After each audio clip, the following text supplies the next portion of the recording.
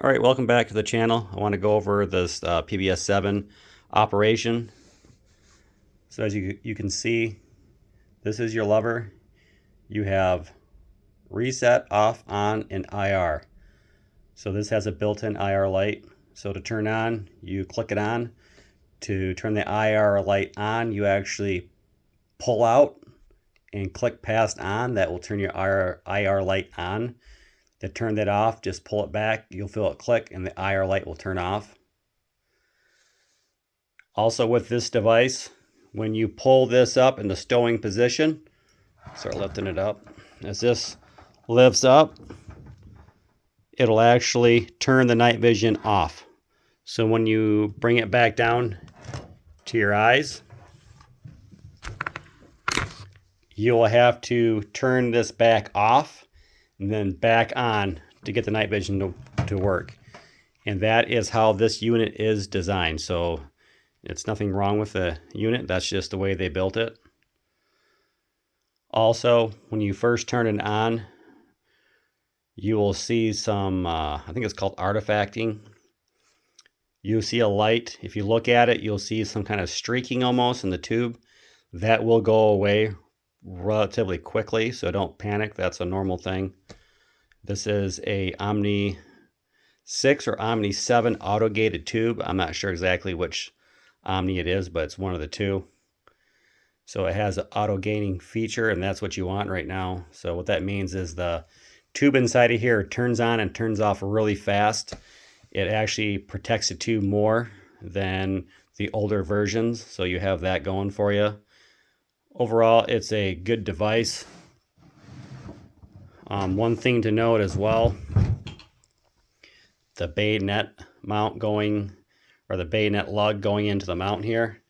Sometimes when you push this in, you got to lift up on this tab right here to get it to make sure it seats in here. So make sure that you feel positive click.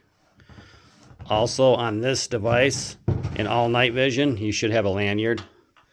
So the lanyard is here just in case the unit pops off. This doesn't hit the ground. It's a lot of money, so you want to protect it. Always hook up the lanyard when you're using your night vision. Also with night vision, even having an auto-gated tube, do not stare at bright lights for a very long time. You could damage the tube. You have that possibility. So make sure that you do not do that as much as possible. Also, one not in use, make sure your cap is on.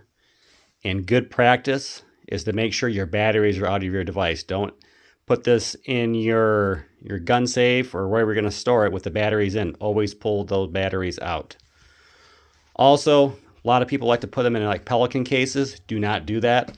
Only for transportation.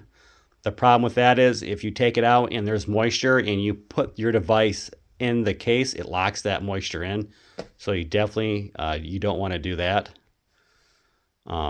Again, number one thing, make sure your cap is on when you're not using the device.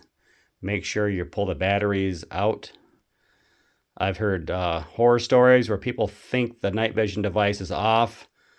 They have the cap on, they leave it on, and it's exposed and they burn their tube. So once you burn your tube, there's no one going back. So take care of your unit. Again, so you have a lot of adjustments on this Rhino 2 mount. So you have up and down. The device goes in and out. And then you have a lever that actually changes the cant of the night vision. So what you have to do is just kind of mess with it and get it to where you need to get it.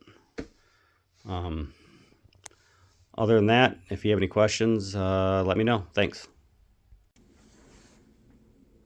All right, just update. I forgot to let you know about one more feature. So these eyepieces right here, they actually slide in and slide out. Both sides do that because everyone's spacing of their eyes are different. So you just grab a hold of the eyepiece and you move it back and forth and get it to where you want. Also, I want to go over focusing. So the best way I've learned to focus night vision, kind of step back a little bit. So night vision has a very narrow field of view, which means you can either see close or far away. So the best practice we've done so far is when you're looking through your device, look up at the sky, find a star, and the first place you want to adjust it is in the front right here. You see this right here moves. So adjust that as best as you can. And then what you do is you come back. Each eyepiece right here, this moves.